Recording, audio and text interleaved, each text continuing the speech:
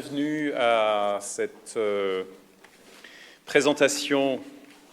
Nous sommes là pour ça, hein, vous l'avez tous vu, je crois que vous avez tous votre exemplaire personnel. Nous sommes donc très contents que vous ayez pu braver les vents et les marées, c'était très difficile, et puis surtout dans les circonstances que nous venons de vivre cette semaine et la semaine prochaine, d'être là. Je voulais remercier tout le monde d'être là, parce que finalement, par rapport à tout ce qu'on vit aujourd'hui, c'est le fait d'être là qui est important et le fait de dire que nous sommes debout. Enfin, vous êtes assis, moi je suis debout. Et donc, nous allons effectivement continuer à vivre nos vies de façon normale, comme les autres jours. Donc, merci et bravo à vous d'abord. Ensuite, je voulais dire juste deux mots parce que il y a beaucoup de victimes, il y a beaucoup de personnes qui portent le deuil, mais notre université, l'université Parisian et surtout l'école de droit de la Sorbonne est endeuillée également parce qu'un élément brillant de notre magistère, qui a également été élève de la London School of Economics, a malheureusement trouvé la mort. C'était un brillant avocat donc, qui travaillait chez Hogan Lovells de 26 ans et qui donc, a fait une grande partie de ses études chez nous. Et donc nous sommes vraiment extrêmement affectés par cette chose-là, de façon tous, je pense, la communauté universitaire, de façon personnelle. Je sais aussi que nos amis libanais sont ici présents. L'attentat de Paris a fait que ce qui s'est passé au Liban pratiquement au même moment a été un peu oublié. Ne l'oublions pas ici. Je voulais juste aussi leur faire part de tout notre attachement et toute notre sympathie dans ce que nous vivons en ce moment. Je suis ici en tant que directeur donc, de la chaire éthique et normes de la finance. Je dois, avant de passer, ça sera rapide, hein, je dois un certain nombre de remerciements avant de passer la parole à Nicolas Foster. Cette chaire existe grâce à la contribution généreuse donc d'une université saoudienne qui s'appelle le King Abdulaziz University, et avec laquelle donc, notre université a fait un accord de chaire il y a un certain nombre d'années. Et donc, parmi les activités essentielles, si vous voulez, et à rebours de tout ce choc de civilisation, nous avons pensé que jeter des ponts, c'était une très bonne chose, de plutôt procéder au dialogue que de se tourner le dos. Et c'était l'un des premiers objectifs de cette chaire. Et c'est dans ce cadre-là que nous avons pensé que distinguer cette thèse, la belle thèse d'Amel Makhlouf, était particulièrement important. C'est pour ça que vous assistez aujourd'hui à cette cérémonie où il est question donc de l'émergence d'un droit international de la finance islamique. Quoi de plus beau, justement, de faire ce lien entre le monde occidental et les finances islamiques. Et nous avons pensé que, justement, cette thèse contribuait absolument à cet objectif. Et c'est la raison pour laquelle nous la distinguons. Donc, mes premiers remerciements vont à Amel Makhlouf, qui, si on est réunis ce soir, c'est grâce à elle. Ensuite, deuxième remerciement, c'est à Nicolas Foster, tout de suite après, qui donc est venu de loin pour nous parler ce soir. Mais en fait, son soutien remonte à un certain nombre d'années déjà. Et donc, il a commencé à soutenir Amel Makhlouf dans toutes ses recherches depuis très longtemps. Et c'est un peu le père spirituel aussi d'Amel qui est là et que l'on remercie. Troisième partie de remerciement, ça s'adresse au directeur de thèse, parce que cette belle thèse a existé grâce à Amel, mais aussi grâce à son directeur, Gilbert Parléani. Et donc, je voulais ici remercier très chaleureusement. Je vais pas dire plus de choses, je pense que je n'ai rien oublié, et je vous laisse donc en compagnie de Nicolas Foster, et on va tous vous écouter, Nicolas.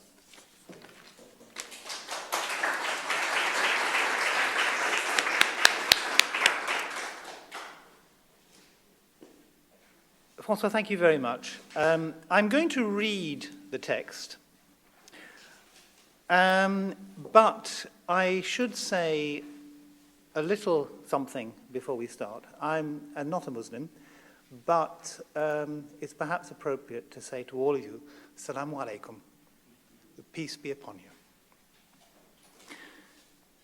Ladies and gentlemen, it's a great honor and a great pleasure to be here this evening before such a distinguished audience. I'm most grateful to Université Parisian, Panthéon-Sorbonne, the Chair for Ethics and Financial Norms, the Chair's Director, Professor François Emery, the Chair's Coordinator, Professor Pierre-Charles Pradier, Ms. Sophie Guado and Dr. Amel Makhlouf for their kindness, their generosity, and the great deal of work they've undertaken in order to make my visit and this lecture possible. Curiously enough, it is 5 years to the very day that Amel wrote to me and asked me to help her with her PhD. 19th of November 2010. I looked it up. The result of that correspondence was, in Professor Pradier's felicitous turn of phrase, a degree of intellectual parentage in Amel's project which I have never experienced before. During that time, we became, on a professional level, colleagues and fellow enthusiasts, and, on a personal level, good friends. I was therefore deeply touched when Amel asked me to speak. When I asked what the subject of the lecture should be, Amel gave me a completely free rein. "Speak about anything you like," she said. Such freedom is, in the words of an eminent English and comparative law academic, whom you may know, Otto Kahn-Freund, the most dangerous of all the God's gifts. After some reflection, I chose an initial route which is quite obvious, that of discussing the significance of Amel's contribution to the academic literature. The subsequent part of the journey is perhaps less obvious, when I claim that Amel's book is a very important part of a new phase in the development of Islamic finance, because it forms part of a body of scholarship concerned with a new subfield, the law of Islamic finance. It has become almost a tradition to start a talk on Islamic finance by saying how much and how quickly it's grown in recent years, and to cite figures concerning such matters as the total amount of financial assets in the Islamic system and the number of countries in which Islamic finance is used. There's nothing inherently wrong with such an approach, and the figures are certainly impressive. For example, the total amount of Islamic financial assets is commonly said to be presently over $1 trillion US. However, as is also commonly said, Islamic finance has a long way to go, for it is still dwarfed by the conventional variety. It's an aspect of the latter issue which I will consider tonight. How might we, as lawyers, contribute to further constructive and efficient progress in Islamic finance? And in particular, what is the role of Amel's book in this process? Frank Vogel, one of the great experts in this field, remarked a few years ago that Islamic finance is growing up. He was quite right. It went through what seemed like a rather long childhood. We might say that it is now in its adolescence, and like any other teenager, it needs careful guidance and nurturing if it is to become a fully fledged member of adult society. One thing which is needed if Islamic finance is to achieve the sort of progress required to reach this state is greater sophistication. Carrying on with the metaphor, Islamic finance is still a rather callow youth.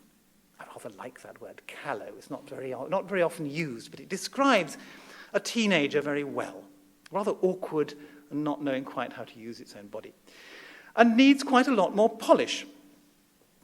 This is partly because, as a small, young discipline, those involved in it necessarily have had to be jacks of all, or at least many, trades. And anyone who is obliged to cover such great breadth does not have the capacity or the time to go into great depth. Sophistication, therefore, needs a greater level of specialization, which in turn requires the development of subfields. A notable such subfield is that of the legal aspects of Islamic finance, a domain I call the law of Islamic finance. To put it another way, we need a law of Islamic finance approach, a way of looking at Islamic finance in which we recognize the significance of its legal aspects, and in which we use legal ideas drawn and adapted from, notably, Islamic law, comparative law, and legal history. In order to understand why I make this claim, we need to look at the nature of Islamic finance itself.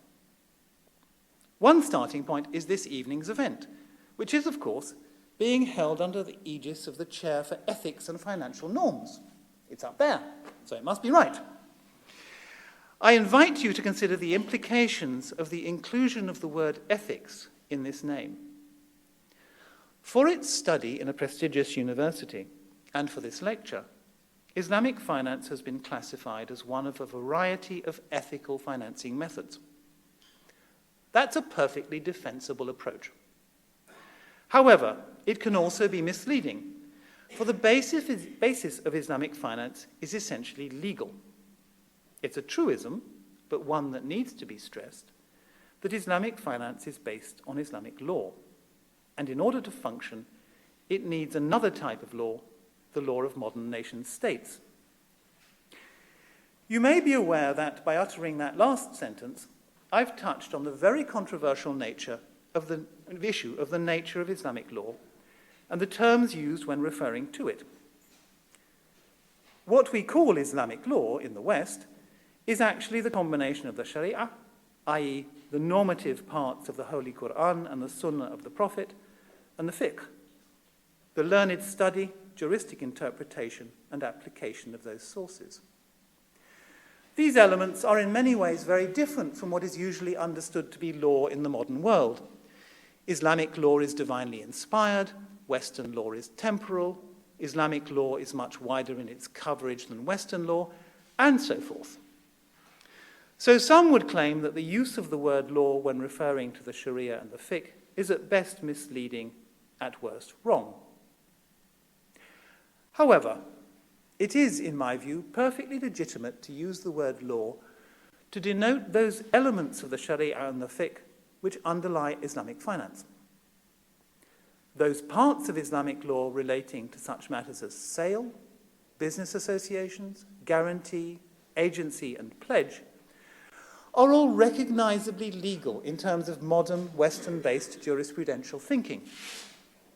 Indeed, detailed comparative study reveals all sorts of similarities in approach and substance, and the apparently wholly technical exercise of comparing items of Islamic and Western commercial law can turn into a surprisingly inspiring experience when one realizes what a commonality of thought there is between Islamic jurists living several centuries ago and contemporary Western lawyers. Islamic law, however, has had to be adapted and developed in order to meet the needs of Islamic finance. And by saying that, I have just touched upon another sensitive issue. The usual line taken in much of the Islamic finance literature, especially that designed to market the industry, is that the Islamic law used in Islamic finance is the law of the classical period, which had everything needed for modern financial transactions. This is not true. I'll say that again. This is not true. The classical law, although it seems was adequate for the needs of the time, had to be adapted to make it work in the modern world. Moreover, the classical Islamic law used in Islamic finance is based not on the financial parts of classical law, which did exist, they were there, but on its commercial elements. This means that another transformation process has had to be undertaken, that of making commercial law elements suitable for financial transactions. And, as just noted, Islamic finance also has to function within Western law, although perhaps some people in the audience may dispute that statement. But certainly, that is the assumption that we work on most of the time. Now, classical Islamic law had its own legal infrastructure, i.e. its own means of resolving disputes, its legal experts, legal education systems, doctrinal literature, and so on. This infrastructure was different from its Western equivalents. Notably, it did not have a legislature, for example. The combination of Islamic law with its infrastructure was, however, a functioning legal system. As a result of the legal transformation movements of mainly the 19th century, that infrastructure wholly disappeared. It was replaced by an international and national legal architecture entirely based on the nation-state and Western legal ideas. So Islamic finance needs the law of nation-states in order to function, and the law of nation-states regulates it. One consequence of this situation is that a great breadth and depth of legal and other knowledge and expertise are required for the law of Islamic finance approach. In order to progress the study and practice of this specialist subfield, one has to be familiar with the basics of Islamic law, Islamic commercial law of the classical period and its history, Western financial law, comparative law, and the way in which Islamic financial law interacts with the legal systems of nation-states. Ideally, one should also have at least a reasonable knowledge of Arabic and of the working language of Islamic finance, English. However, the available level of resources is nowhere near sufficient to meet the need. Notably, for our purposes this evening, one of the principal places one would look in order to acquire the necessary knowledge, the academic and practitioner literature, is generally deficient. A useful comparison which can be made is between, on the one hand, the quantity and quality of literature on financial law and its underlying subjects in any reasonably sophisticated legal system, such as that of England and Wales, and on the other hand, the equivalent situation in the law of Islamic finance. In the former, one finds, as one would expect, a good range of monographs, principally books, but also PhD theses, from the basic topics such as the law of contract and the law of property, through more specialized areas such as commercial law, to highly specialized tomes on various aspects of financial law and regulation. Roughly speaking, the literature can be seen as a pyramid, containing a great deal of works on basic topics, with the number diminishing as the subject matter becomes more specialized.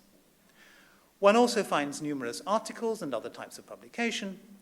There's a great variety in the type of literature available, from simple introductions to highly specialized volumes for practitioners.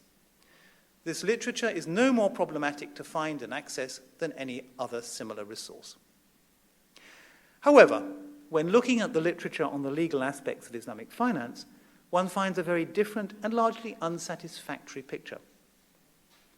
There is a reasonable number of books on Islamic finance itself, including some on specialist areas, plus a great deal of other material of very variable quality.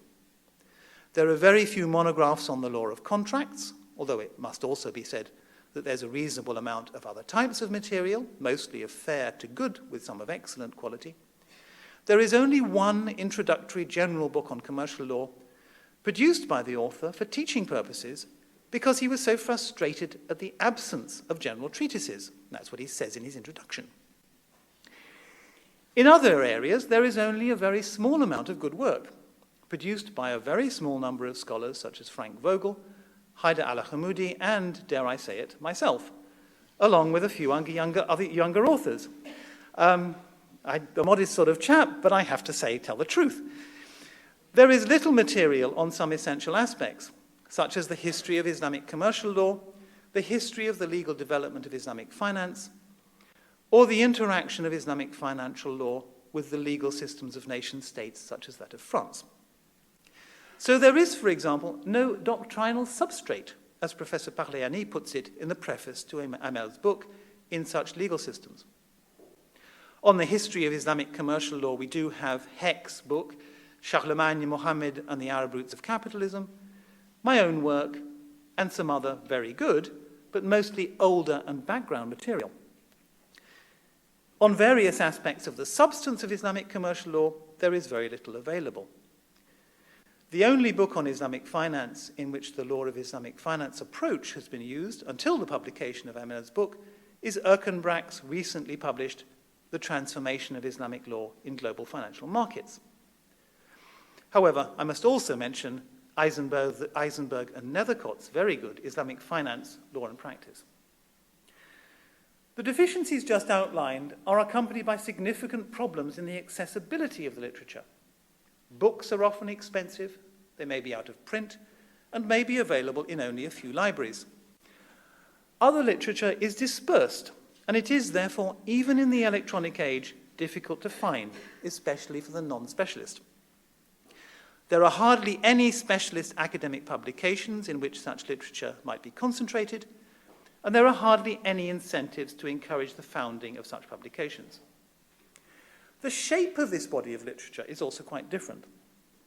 Rather than being a pyramid, like that of English and Welsh literature, for example, solidly grounded on extensive scholarship concerning basic subjects, and progressing smoothly upwards through levels of greater and greater specialization, the literature on the legal aspects of Islamic finance lacks any describable shape. It is patchy and top-heavy, with far more specialist items than works on foundational aspects. You can't find a book on Islamic commercial law apart from that one teaching manual, effectively. Which is nuts, by the way, going away from my text. I think, anyway. The problems are further compounded by the dynamics of the PhD market, if I might call it that. One obstacle is the very small number of knowledgeable supervisors. In the United Kingdom, for example, there are only a handful of people with the requisite expertise. And here I will depart from my text for a moment to say that a couple of years ago, Jonathan Erkenbrack, Valentino Catalano, and I had lunch together. Apart from one other person who teaches at Newcastle, we were the academic lawyers researching in Islamic finance in the UK. That was it. Another difficulty is the financial motivation underlying so many PhD applications. The prime motive of these applicants is, quite understandably from their point of view, not to contribute to the foundational knowledge of the subfield of the law of Islamic finance, but to get a job in the industry. Practically all the applications I see are either too general or concern technical issues rather than foundational topics. So although there are useful PhDs being produced in the field, particularly in the UK, under the supervision of my colleagues at Durham, but also elsewhere, there is very little work on the basics of the law of Islamic finance. Nobody ever writes to me, however much I ask the universities for this. They don't. Nobody ever writes to me suggesting that they undertake doctoral work on the history of Islamic commercial law, for example. That is not regarded as useful, in inverted commas, when in fact it's just the sort of research we really need. The result is we don't really know what went on in the Islamic classical period. We have to guess. Also notable is the lack of specialist legal expertise, which means that many academic authors writing on the law of Islamic finance are not legally trained. Although there are some notable exceptions, and those who produce them are to be congratulated, given that they are venturing outside their specialist area, much of the literature produced by such authors is below standard, or at least lacks a certain something. And finally, in this list of deficiencies, there is the fact that, with a very few exceptions, what literature does exist is in English. One's first reaction to this fact might be that it's not particularly significant, for English is the undisputed international language. However, such a reaction ignores the reality of the way in which a lingua franca works.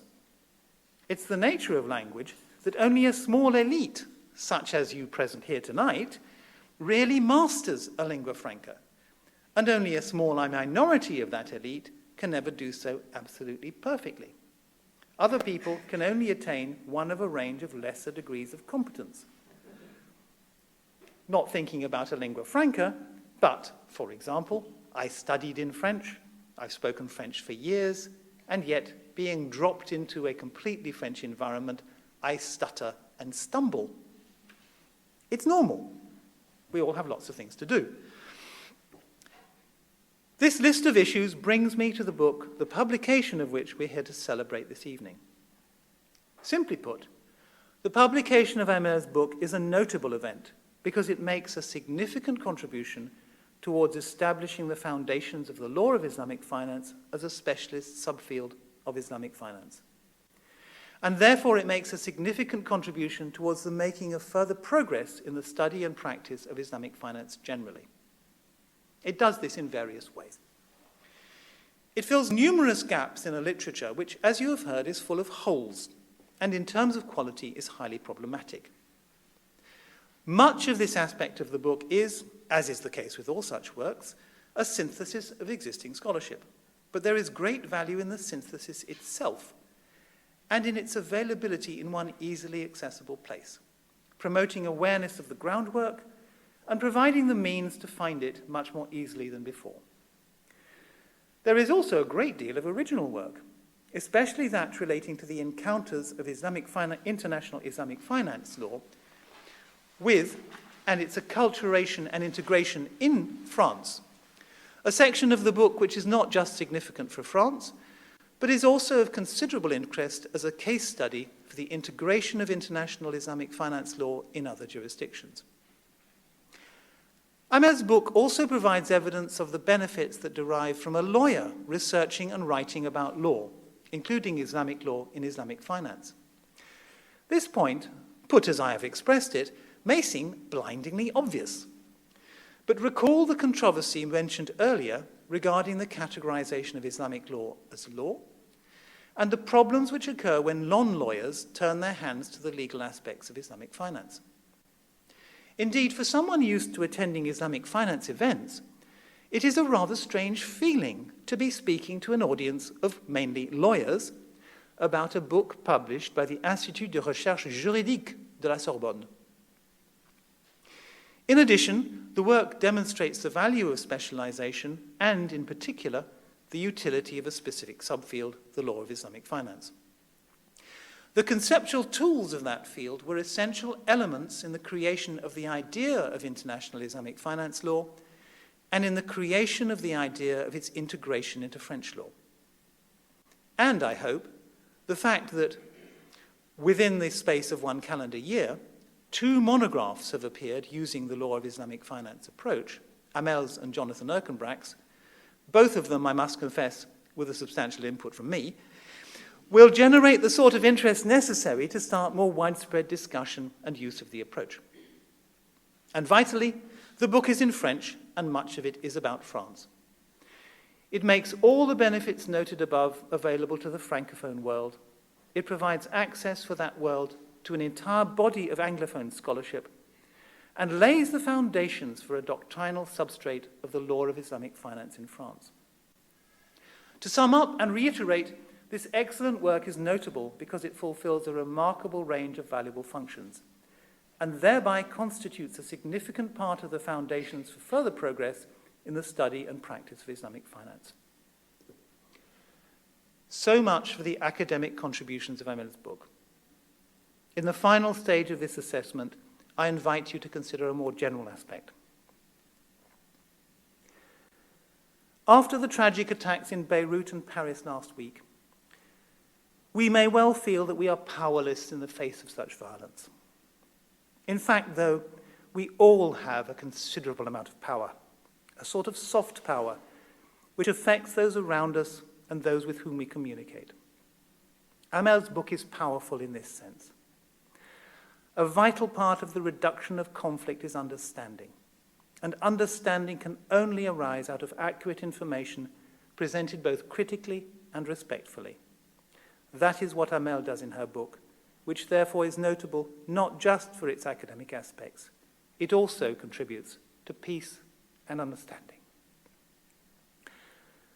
I will finish, if I may, on a personal note. When Amel gave my wife and me the news that she had not just passed her viva, but had received the félicitations du jury, Mixed in with our delight at her success was a tinge of regret.